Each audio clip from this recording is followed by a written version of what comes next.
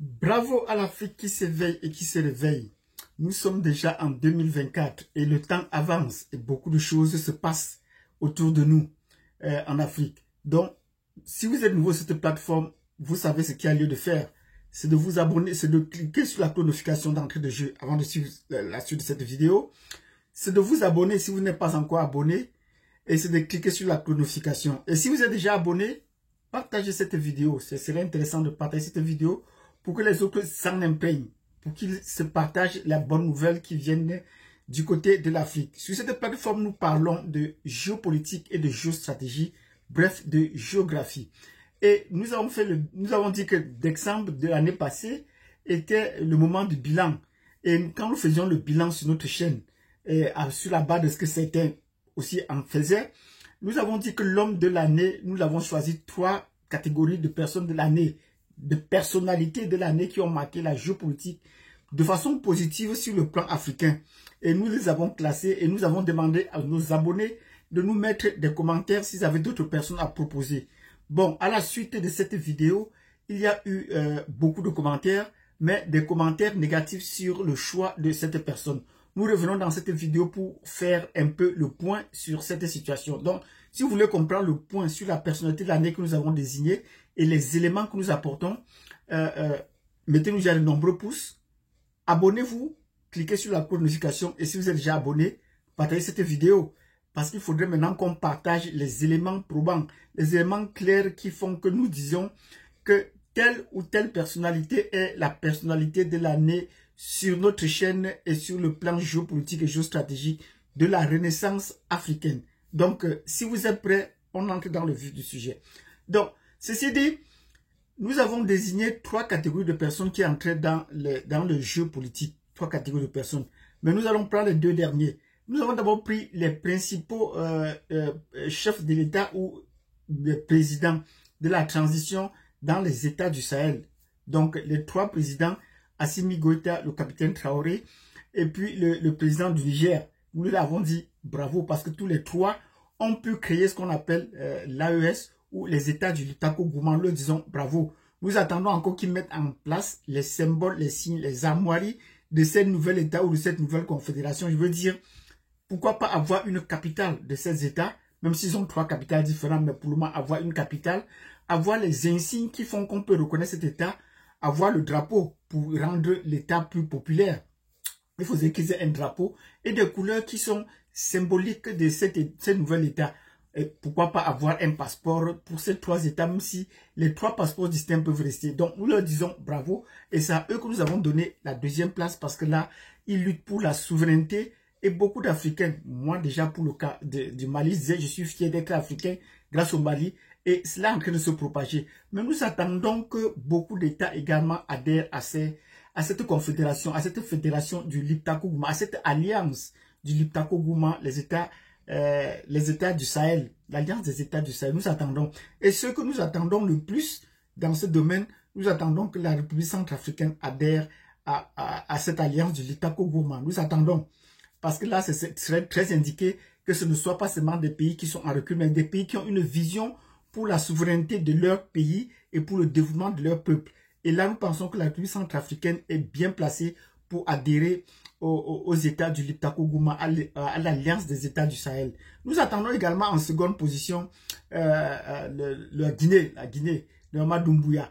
Nous aurons souhaité que Doumbouya adhère le plus.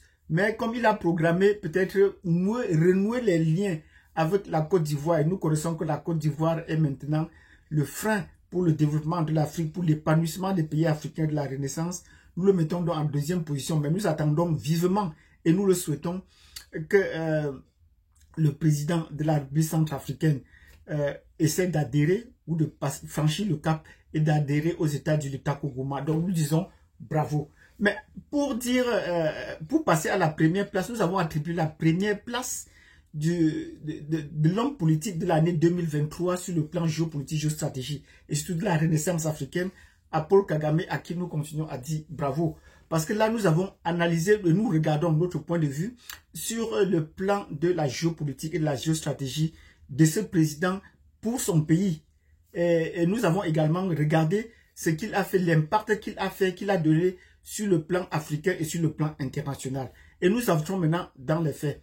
Ça fait déjà 30 ans qu'il est au pouvoir, que son peuple, qu'il a mené sa rébellion, son peuple au pouvoir dans un bain de sang et qui est connu comme le génocide. Mais on ne dit que c'est que les autres ont tué, mais on le dit parce que lui, il a fait de son côté. Mais pendant 30 ans, il a dû asseoir la notoriété de son pays et qui n'est plus à discuter de ce côté-là. Le développement de son pays a connu double, a bondi sur le plan intérieur et il a donné la fierté au peuple Tutsi. Quel Tutsi peut aujourd'hui nier son leadership? Aucun Tutsi.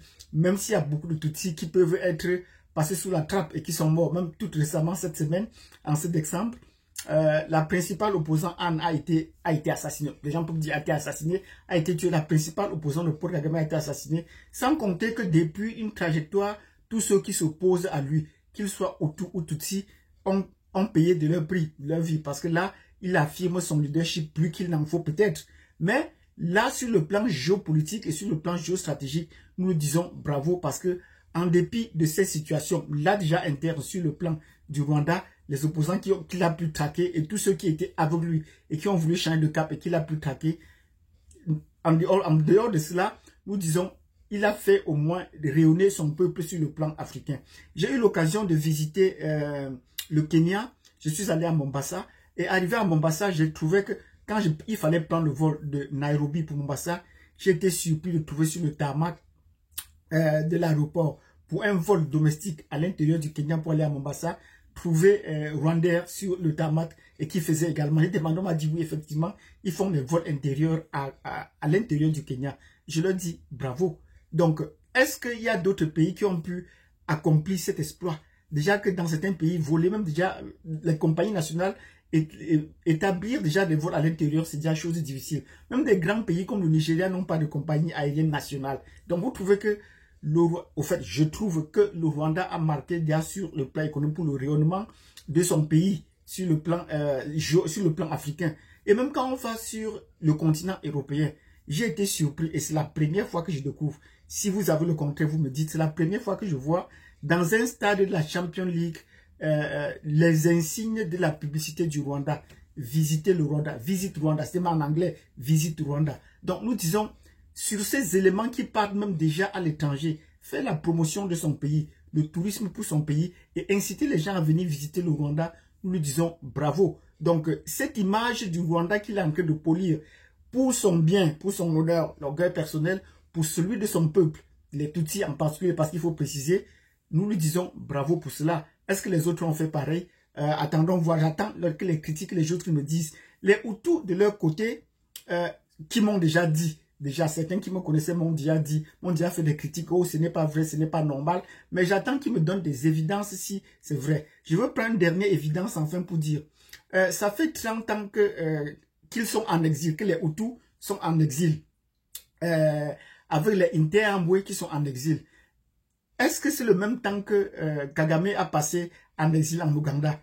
Et comparé, pendant ce temps, qu'est-ce qu'ils ont fait? Est-ce que les Hutus jusqu'à présent, avec les Interamoué, ont déjà pu établir une base arrière sur laquelle on peut compter pour dire si on veut soutenir, si les étrangers comme nous peuvent soutenir les Hutus, parce que physiquement, je suis proche des Hutus. Au regard de mon portrait physique, je suis proche des Hutus. Mais est-ce que les Hutus ont déjà établi une base arrière? Est-ce qu'ils ont déjà pu marquer d'un saut leur long exil à l'extérieur? Est-ce qu'ils ont déjà un pays de base arrière?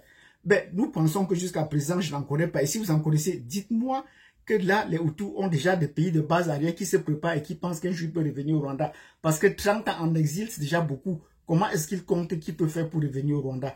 Et c'est ici nous tirons un peu sur le pouvoir au Congo. Parce que le Congo, à la fin de cette année, a lancé des élections. Alors que partout ailleurs, on dit pour des raisons de guerre, on ne peut pas faire des élections. Mais le président Tshisekedi estime que même avec la guerre, comme il lance la mobilisation générale, il peut faire des élections. Il va gagner les élections naturellement parce que là, il est encore installé et contrôlé en République démocratique du Congo par Kagame. C'est Kagame qui l'a installé. C'est Kagame qui a également installé le président du Kenya. C'est également son ami. Donc Kagame contrôle un certain nombre de pays autour de lui, autour du Rwanda et même un peu plus loin. Et nous, des relations très poussées avec les autres pays.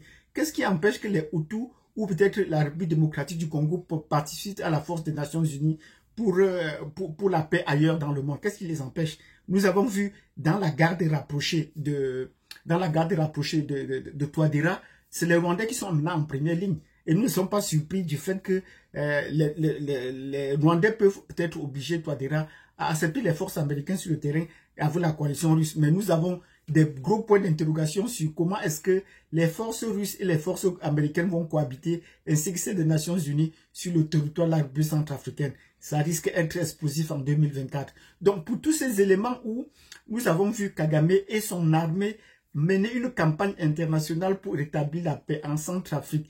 Au Bénin, il y était. Ces mercenaires sont réputés déjà même pour le Mali et que tous les États militaires au pouvoir actuellement, la Guinée, le Mali, le Burkina Faso et le Niger vont à Kigali chercher des conseils sur le plan militaire et même celui du Gabon. Nous disons bravo à Kagame. Sur le plan militaire, il est incontestable. Dites-moi si peut-être vous avez connu un homme de sa trempe, un militaire de sa trempe qui s'impose aussi, qui impose non seulement dans la sous-région, mais sur le plan international, même comme il a fait campagne également en Mozambique où il a rétabli la paix. Donc, dites-nous si tous ces éléments que je viens de citer, tant sur le plan sportif, des Camerounais ont joué dans l'équipe du Rwanda à une certaine époque, et il a même fait venir des Brésiliens pour jouer dans l'équipe féminine. Donc, il fait une campagne internationale pour l'image de son pays qui est vraiment à encourager et à saluer. Malheureusement, il a été stoppé par les instances internationales de sport pour ne plus faire venir des étrangers pour promouvoir l'image du Rwanda sur le plan international. Donc nous disons, pour tous ces éléments, nous disons bravo et nous l'avons désigné comme l'homme de l'année. Si vous avez des éléments contraires, apportez-nous. Mais le fait de dire que c'est parce qu'il était un génocidaire, c'est un homme peu fréquentable, ça c'est le discours de l'Occident. Hier il était fréquentable, aujourd'hui il n'est plus fréquentable. Il faut qu'on cesse de courir derrière ce genre de discours. Donc nous disons bravo à Kagame. Merci parce que là tu donnes le Rwanda à ton peuple, que les Hutus aussi se préparent et qui tirent les leçons de cette croissance ou de cette image qu'ils donnent. Que les Hutus s'organisent déjà, que les Inter s'organisent.